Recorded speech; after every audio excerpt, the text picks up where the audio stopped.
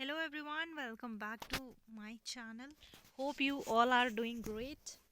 So guys, हम परीक्षा वाणी revision कर रहे थे. आज हम पहुंच चुके हैं यूनिट 20 में, जो कि है उत्तराखंड विज्ञान प्रौद्योगिकी पर्यावरण एवं प्राचीन मापतौल की प्रणालियाँ. तो यहाँ से भी डायरेक्ट क्वेश्चन बनते हैं. छोटा सा चैप्टर है बट क्वेश्चन डायरेक्ट बनते हैं. तो हम एक बार पूरे चैप्टर का ओवरव्यू ले लेते हैं और क्वेश्चन किस टाइप से आते हैं ये सारी चीज़ें हम देखेंगे. ठीक है. विज्ञान एवं प्रौद्योगिकी संबंधी शोध एवं विकास के लिए प्रदेश सरकार के विज्ञान एवं प्रौद्योगिकी विभाग व इसके अंतर्गत गठित राज्य विज्ञान एवं प्रौद्योगिकी परिषद यूकॉस्ट, उत्तराखंड विज्ञान शिक्षा एवं अनुसंधान केंद्र यूसर्क, उत्तराखंड अंतरिक्ष उपयोग केंद्र यूसेक आदि संस्थान सतत प्रयत्नशील हैं. इन संस्थाओं का संक्षिप्त परिचय एवं राज्य में संचालित प्रमुख वैज्ञानिक गतिविधियों का संक्षिप्त वर्णन है. सबसे पहले हम देखते हैं यूके विज्ञान एवं प्रौद्योगिकी परिषद. इसकी गठन कब हुआ और सारी चीज़ें देखेंगे कि करता क्या है. राज्य में विकास विज्ञान एवं औद्योगिकी को बढ़ावा देने के लिए लोगों में वैज्ञानिक जागरूकता फैलाने के उद्देश्य से 21 फरवरी 2005 को, डेट याद रखना, 21 फरवरी 2005 को उत्तराखंड राज्य विज्ञान एवं औद्योगिकी परिषद का गठन किया गया, की स्थापना की गई. यह परिषद मुख्य रूप से राज्य के विकास हेतु विज्ञान एवं प्रौद्योगिकी संबंधी शोध, विकास, दर्शन विस्तार, लोकाभिमुखीकरण, उद्यमित विकास, प्रौद्योगिकी हस्तांतरण आदि कार्यक्रमों का संचालन करता है. दूसरा आता है, उसकी डेट याद रखना, यूके विज्ञान एवं प्रौद्योगिकी परिषद 21 फरवरी 2005. उत्तराखंड विज्ञान शिक्षा एवं अनुसंधान केंद्र. इसकी स्थापना विज्ञान एवं प्रौद्योगिकी के विभिन्न विषयों के अनुसंधान, शिक्षण एवं प्रशिक्षण केंद्र के रूप में कार्य हेतु 2 फरवरी 2006 को बनाई गई. सबसे पहले यूके विज्ञान एवं प्रौद्योगिकी परिषद बनाई गई 21 फरवरी 2005. उत्तराखंड विज्ञान शिक्षा एवं अनुसंधान केंद्र बनाया गया 2 फरवरी 2006 को. ठीक है. इनका ईयर ज़रूर याद रखना है, डेट भी याद रखनी है. इसका प्रमुख कार्य शैक्षणिक संस्थाओं व अनुसंधान केंद्रों के विचारों का आदान प्रदान, समन्वय, निर्देशन व वैज्ञानिक वातावरण का निर्माण करना है. फिर आता है उत्तराखंड अंतरिक्ष उपयोग केंद्र.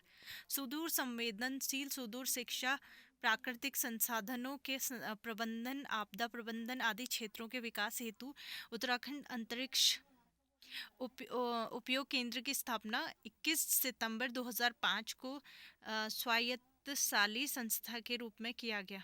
तो उत्तराखंड अंतरिक्ष उपयोग केंद्र की स्थापना 21 सितंबर 2005 को की गई. फिर आता है रूटैग. भारत सरकार के वैज्ञानिक एवं प्रौद्योगिकी मंत्रालय के सहयोग से राज्य में रूटैग मतलब रूरल टेक्नोलॉजी एक्शन ग्रुप. तो कभी इसका फुल फॉर्म भी पूछ सकते हैं, तो और कभी ऐसे आ सकता है कि रूटैग है क्या. तो आपको अच्छे से याद रखना है रूटैग क्या है. भारत सरकार के विज्ञान एवं प्रौद्योगिकी मंत्रालय के सहयोग से राज्य में रूटैग रूरल टेक्नोलॉजी एक्शन ग्रुप परियोजना चलाई जा रही है, जिसका उद्देश्य विज्ञान एवं प्रौद्योगिकी को ग्रामीण क्षेत्रों तक पहुंचाकर लोगों के जीवन स्तर को उठाना है. ठीक है. फिर आता है प्लैनेट अर्थ कार्यक्रम. राज्य विज्ञान एवं प्रौद्योगिकी परिषद द्वारा शुरू किए गए इस कार्यक्रम में ऐसी वैज्ञानिक प्रतिभाओं को राज्य एवं देश के सामने लाना है जिन्होंने कोई नवीन अन्वेषण किया हो, लेकिन साधन सुविधाओं आदि के अभाव में वह लोगों के सामने न आ पा रहा हो. यह कार्यक्रम विद्यालयों में गोष्ठी, परिचर्या, प्रतियोगिता, प्रदर्शनी आदि के माध्यम से चलाई जा रही है. विज्ञान धाम. फिर आता है विज्ञान धाम. विज्ञान एवं प्रौद्योगिकी को शिक्षा एवं उद्योग से जोड़ने के क्रम में झाझरा देहरादून में विज्ञान धाम की स्थापना की जानी है. यह साइंस सिटी की ज़रूरत को पूरा करेगा और यहाँ एक म्यूजियम तथा एक शोध एवं प्रयोग सामग्री होंगे। यहाँ वैज्ञानिक गोष्ठियाँ, प्रदर्शनियाँ आदि होंगी। फिर आती है आरोही परियोजना। राज्य में हाई स्कूल तथा इंटरमीडिएट के समस्त विद्यालयों में कंप्यूटर शिक्षा उपलब्ध कराने के लिए यह परियोजना 19 मई 2002 को माइक्रोसॉफ्ट तथा इंटेल कंपनियों के सहयोग से शुरू की गई है। इस परियोजना के तहत राज्य के हजारों विद्यालयों व डायटों में कंप्यूटर लैब स्थापित किए गए हैं, जिनसे प्रतिवर्ष लाखों छात्र व हजारों शिक्षक प्रशिक्षित हो रहे हैं। शिक्षकों के विशेष प्रशिक्षण के लिए देहरादून में माइक्रोसॉफ्ट एकेडमी की स्थापना की गई है। फिर आती है शिखर परियोजना। क्या है ये? है एक्टेक और ECIL कंपनियों के सहयोग से परियोजना महाविद्यालयों को रोजगार उन्मुख IT शिक्षा उपलब्ध कराने हेतु शुरू करी गई है शिखर परियोजना। इसके तहत MCA कोर्स के समतुल्य पाठ्यक्रम वाले एडवांस डिप्लोमा व सॉफ्टवेयर इंजीनियरिंग का कोर्स चलाए जा रहे हैं। योजना के अंतर्गत सरकार निजी कंपनियों को महाविद्यालयों में कंप्यूटर लैब तैयार कर उपलब्ध कराई है, जबकि शिक्षा सामग्री एवं प्रमाण पत्र निजी कंपनियों द्वारा उपलब्ध कराया जाता है। निजी कंपनियों द्वारा विद्यार्थियों को यह कोर्स कम दर पर कराए जाते हैं। परियोजना के तहत टिहरी के नरेंद्र नगर में HP द्वारा IT अकेडमी की स्थापना की गई है। तो IT अकेडमी की स्थापना टिहरी नरेंद्र नगर में की गई हुई है। फिर आती है सिस्को परियोजना, जो क्वेश्चन पेपर में आई हुई भी है। सिस्को राज्य सरकार के साथ तकनीकी संस्थाओं और में वर्ल्ड वाइड कार्यक्रम चलाने के लिए संचालित करने व नेटवर्क के क्षेत्र में सर्टिफाइड नेटवर्क एडमिनिस्ट्रेटर कोर्स चलाने हेतु समझौता हुआ है। ठीक है। फिर आते हैं हर्मिटेज भवन नैनीताल। IT की नवीनतम तकनीकों को एक ही स्थान पर उपलब्ध कराने के लिए विभिन्न IT अकादमियों का परस्पर समन्वय कर उन्हें राज्य के समग्र विकास में भागीदार बनाने के लिए नैनीताल में हर्मिटेज भवन को सरकार ज्ञान के उत्कृष्ट केंद्र के रूप में स्थापित किया गया है। इस भवन को अब कुमाऊं विश्वविद्यालय को हस्तांतरित कर दिया गया है। भवन में माइक्रोसॉफ्ट, IBM, सिस्को, ओरेकल आदि विश्वविख्यात कंपनियों के केंद्र की स्थापना की गई है। फिर आता है डी स्पेस डिजिटल लाइब्रेरी योजना। यह परियोजना HP के सहयोग से राज्य के विभिन्न विश्वविद्यालयों को आपस में नेटवर्किंग के जरिए जोड़ने के उद्देश्य से चलाई जा रही है। वह विश्वविद्यालयों में चल रहे शोध तथा अध्ययन कार्यों पर समन्वय में मदद मिलती है। ज्ञानोत्कर्ष परियोजना। इस परियोजना का संचालन इंटेल कंपनी द्वारा किया जा रहा है, जिसके अंतर्गत सरकारी कंपनियों को व्यक्तिगत कंप्यूटर क्रय करने की व्यवस्था है। इसका संचालन ब्लॉक मुख्यालय तक किया जाना है। इसके तहत कर्मचारी कंप्यूटर क्रय के लिए आसानी से ऋण प्राप्त कर सकते हैं। तो ज्ञानोत्कर्ष योजना है उसके लिए। ठीक है। फिर सूचना प्रौद्योगिकी। ये अभी रिसेंट क्वेश्चन पूछा था, IT पार्क कहाँ है। सूचना प्रौद्योगिकी के क्षेत्र में राज्य में अवस्थापना सुविधाओं का विकास बड़ी तेजी से हो रहा है।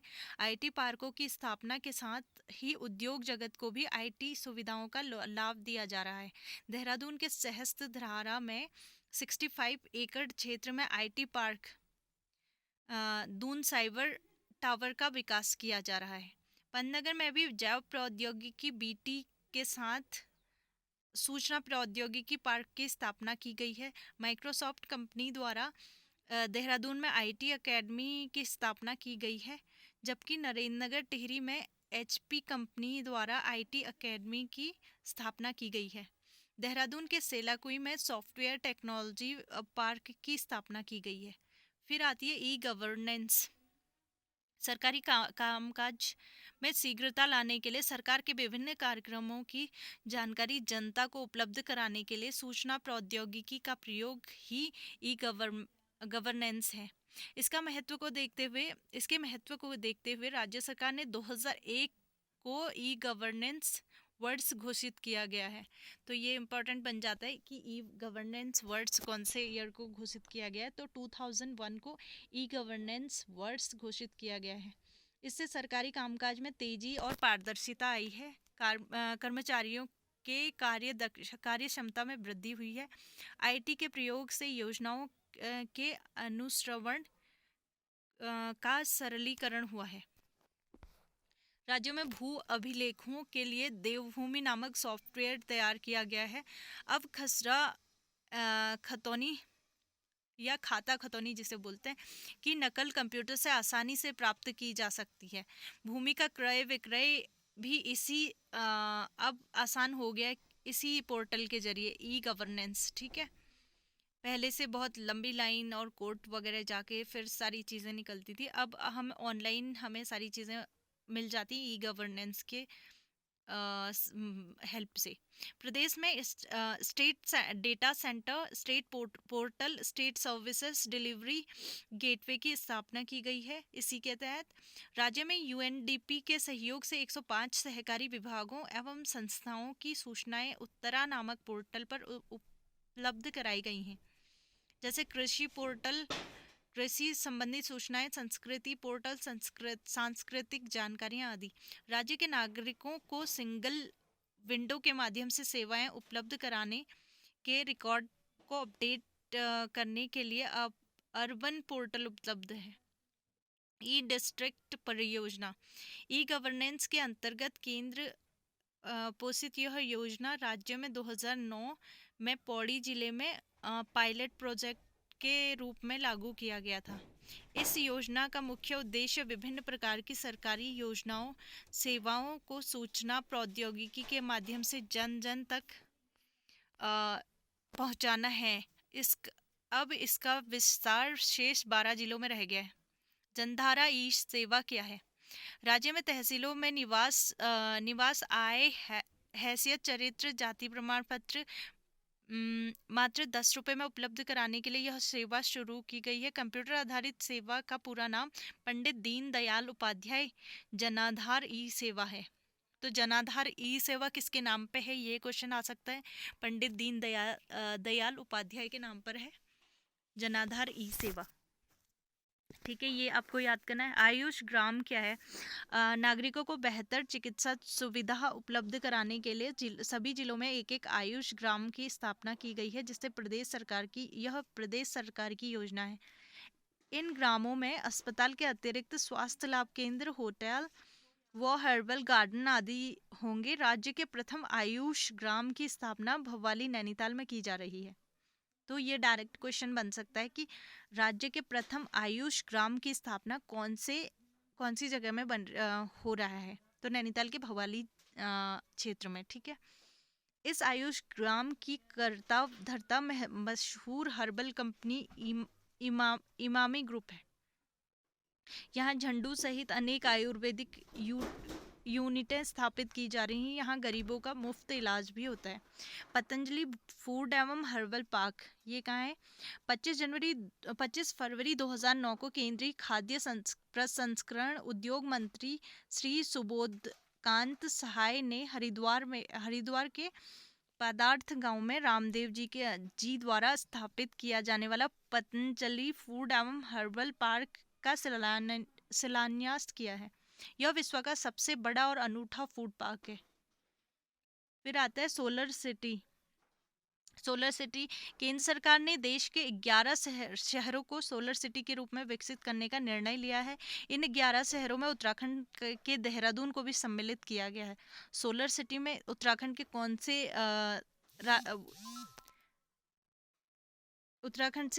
से जिले को सम्मिलित किया गया, ये क्वेश्चन डायरेक्ट आ सकता है। तो उत्तराखंड के देहरादून को सम्मिलित किया है 11 शहरों में। ठीक है, फिर आता है गैस पाइपलाइन। केंद्र सरकार आंवला बरेली उत्तर प्रदेश से यूएस नगर के काशीपुर तक गैस पाइपलाइन बिछाने की अपनी मंजूरी प्रदान की है। इसकी एक शाखा रुद्रपुर तक जाएगी।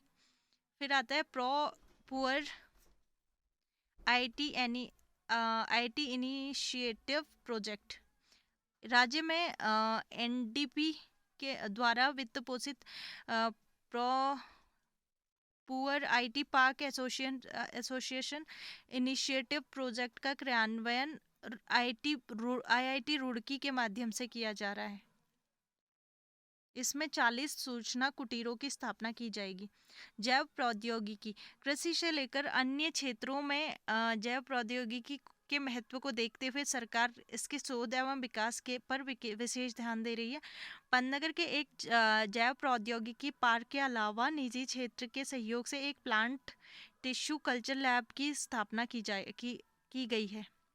नैनीताल के बटवा डांगण में भी एक जैव प्रौद्योगिकी संस्थान की स्थापना की गई है। पर्यावरण संस्थान क्या है?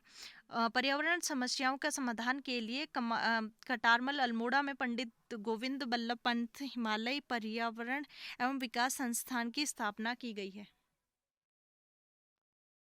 पर्यावरण की सुरक्षा के लिए विश्व बैंक की सहायता से राज्य में इसकी 2 प्रयोगशालाएं देहरादून व हल्द्वानी में कार्य कर रही हैं। फिर आता है फेलोशिप। राज्य सरकार पर्यावरण सुरक्षा के क्षेत्र में उल्लेखनीय कार्यों के लिए पीताम्बर पंत राष्ट्रीय पर्यावरण फेलोशिप प्रदान करती है। पर्यावरण पुरस्कार पर्यावरण सुरक्षा को प्रोत्साहन देने के लिए राज्य में कई पुरस्कार दिए जाते हैं, जैसे गणरत्न सम्मान पुरस्कार, Himalayan environment award, CCI green award. Next है इको क्लब। इको क्लब क्या है? केंद्रीय वन एवं पर्यावरण मंत्रालय के सहयोग से क्षेत्रीय समस्याओं के प्रति जागरूकता बढ़ाने हेतु राज्य के विद्यालयों में इको क्लबों का गठन किया जा रहा है। उत्तराखंड सेवा निधि केंद्रीय पर्यावरण एवं वन मंत्रालय द्वारा वित्त पोषित यह संस्था क्षेत्रीय स्रोतों एजेंसी के रूप में उत्तरांचल में राष्ट्रीय पर्यावरण जागरूकता अभियान चला रही है। पर्यावरण संरक्षण हेतु प्रादेशिक सेना पर्यावरण संरक्षण एवं संवर्धन के लिए देश में पहली बार उत्तराखंड सरकार ने पर्यावरण प्रादेशिक सेना का गठन किया है। ऐसा हरित उत्तराखंड अभियान के तहत किया गया है। सेंटर ऑफ एक्सीलेंस शीतोष्ण फलों के उत्पादन को बढ़ावा देने एवं आधारभूत सुविधाओं की स्थापना हेतु उत्तराखंड औद्योगिक एवं वानिकी विश्वविद्यालय भरसार पौड़ी में सेंटर ऑफ एक्सीलेंस की स्थापना की गई है। पर्यावरण मित्र योजना, इससे क्वेश्चन भी बने हुए हैं। कूड़े कचरे के निस्तारण से संबंधित यह योजना सर्वप्रथम श्रीनगर के अधिकारी हरक सिंह रावत ने पहल पर 2006 में शुरू करी गई। इस योजना के तहत शहरों में जगह जगह ट्रॉली रिक्शा युक्त पर्यावरण मित्र तैनात किए जा रहे हैं, जो घरों से निकलने वाले जैव व अजैव कूड़े को अलग अलग उठाते हैं। योजना के तहत खुले में कूड़ा फेंकना पूर्णतः प्रतिबंधित है। एकत्र किए गए कूड़े को जैविक कूड़े के कूड़े से खाद बनाया जाता है, जबकि अजैविक कूड़े को रिसाइकलिंग हेतु बेच दिया जाता है। ठीक है, पर्यावरण मित्र योजना है ये। इको टैक्स क्या है? 21 सितंबर 2009 से मसूरी में नगरपालिका परिषद द्वारा वाहनों से इको टैक्स वसूला जा रहा है। माइक्रो मीटीरियोलॉजिकल टावर वानिकी व पर्यावरण संबंधी शोध हेतु हर स्पेशल टावर की स्थापना देहरादून में वन अनुसंधान द्वारा की गई है। फिर आता है गंगा प्रदूषण। त्रेता युग में राम जी के पूर्वज राजा भागीरथ के प्रयास से पापियों का पाप धुलने व लोगों का उद्धार करने के लिए ब्राह्मण लोक से पृथ्वी पर अवतरित हुई गंगा का अस्तित्व दिन प्रतिदिन बढ़ते औद्योगिकरण, शहरीकरण, नहरीकरण के कारण खतरे में पड़ता जा रहा है। गौमुख से गंगा सागर तक गंगा के किनारे 29 नगर बसे हुए हैं, जिनमें से लगभग 80 छोटे नगर हैं। इन नगरों के गंदे जल को प्रायः गंगा में प्रवाहित इनका गंदा जल गंगा में प्रवाहित किए जा रहे हैं। धीरे धीरे गंगा जल का रासायनिक संगठन एकदम असंतुलित हो गया है। अतः गंगा के अस्तित्व को बनाए रखने के लिए संत महात्माओं तथा विद्वानों की एक पहल के बाद, सहकारी प्रयास के बाद 1985 में शुरू किया गया। फिर आता है Ganga action plan. Ganga action plan से क्वेश्चन भी बन चुके हैं पहले। इस केंद्रीय योजना की शुरुआत 14 जून 1985 को सर्वप्रथम वाराणसी के राजीव गांधी के हाथों हुई। इस योजना के तहत गंगा के किनारे स्थित नगरों से निकलने वाले अशुद्ध जल व कचरे हेतु ट्रीटमेंट प्लांट लगाने आदि कई कार्यक्रम सम्मिलित थे। हजारों करोड़ रुपए व्यय होने के बाद बाद भी स्थिति सुधरने के बजाय बिगड़ती जा रही है। आंदोलन गंगा की सफाई हेतु संतों के आंदोलन स्वामी निगमानंद के हरिद्वार में 2008 में 68 दिन का अनशन व इलाहाबाद हाईकोर्ट की फटकार आदि के बाद केंद्र सरकार ने पहल शुरू किया। राष्ट्रीय नदी, ये क्वेश्चन बना हुआ है, गंगा को राष्ट्रीय नदी कब घोषित किया गया? 4 नवंबर 2008 को गंगा के धार्मिक महत्व को समझते हुए केंद्र सरकार ने गंगा को राष्ट्रीय नदी घोषित किया गया है। तो ईयर आपको याद रखना है, 2008 में इसे राष्ट्रीय नदी घोषित किया गया। ऐसा होने से प्रदूषण मुक्त किए जाने वाले संपूर्ण खर्च का वहन केंद्र करेगा। राष्ट्रीय गंगा नदी बेसिन प्राधिकरण 2008 में गंगा को प्रदूषण मुक्त करने हेतु प्रधानमंत्री की अध्यक्षता में इस प्राधिकरण का गठन किया गया, जिन राज्यों से होकर गंगा गुजरती है यथा उत्तराखंड, उत्तर प्रदेश, बिहार, झारखंड, पश्चिम बंगाल के मुख्यमंत्री योजना आयोग उपाध्यक्ष संबंधी केंद्रीय मंत्री व पर्यावरण विशेषज्ञ इसके सदस्य हैं। फिर आता है स्वच्छ गंगा मिशन। गंगा को राष्ट्रीय नदी घोषित 2008 में किया गया और स्वच्छ गंगा मिशन 2009 में आया, तो आपने कंफ्यूज नहीं होना है। अक्टूबर 2009 में राष्ट्रीय नदी बेसिन प्राधिकरण की प्रथम बैठक में 2020 तक गंगा को पूरी तरह वो लिया गया था प्रण। स्वच्छ करने का गंगा एक्शन प्लान की जगह 15,000 करोड़ रुपए की स्वच्छ गंगा मिशन शुरू करने की घोषणा की गई। गंगा नदी संरक्षण प्राधिकरण स्वच्छ गंगा मिशन के तहत केंद्र के निर्देश पर संबंधित राज्यों में मुख्यमंत्रियों की अध्यक्षता संरक्षण परिषदों का गठन किया गया। फिर आता है स्पर्श गंगा अभियान। गंगा व उनकी सहायक सभी प्रकार की नदियों के प्रति युवाओं में जागरूकता लाने के उद्देश्य से 17 दिन 2009 के हेमवती नंदन बहुगुणा गढ़वाल विश्वविद्यालय के राष्ट्रीय सेवा योजना प्रकोष्ठ के लगभग 40,000 छात्र छात्राओं व कुछ स्वयंसेवी संगठनों ने मुनि की रेती टिहरी से यह अभियान शुरू किया था 2009 में। इस अभियान के तहत प्रदूषण निवारण, वृक्षारोपण व जल संरक्षण आदि कार्यक्रम हैं। इस अभियान का ब्रांड एम्बेसडर हेमा मालिनी को बनाया गया था। तो ये भी क्वेश्चन आया हुआ है कि स्वच्छ गंगा अभियान का ब्रांड एम्बेसडर कौन था? हेमा मालिनी। प्रत्येक वर्ष 17 दिसंबर को गंगा स्वच्छता दिवस के रूप में मनाया जाता है। तो एक इम्पोर्टेंट क्वेश्चन ये भी हो गया कि गंगा स्वच्छता दिवस कब मनाया जाता है? 17 दिसंबर को, ठीक है। और स्पर्श गंगा अभियान 2009 को आया था। स्वच्छ गंगा मिशन 2009 को आया था, ठीक है। गंगा को राष्ट्रीय नदी घोषित किया गया 2008 में। इतनी चीज़ें याद रखनी है। नमामि गंगे अभियान कब शुरू हुआ? 2014 में मोदी सरकार के बनने के बाद की गई घोषणा के अनुरूप 7 जुलाई 2016 को नमामि गंगे योजना शुरू की गई। तो नमामि गंगे योजना शुरू कब करी गई? नमामि गंगे योजना 2016 में शुरू करी गई है, ठीक है। उत्तराखंड में यह योजना के तहत भागीरथी, गंगा, अलकनंदा, मंदाकिनी आदि को शामिल किया गया।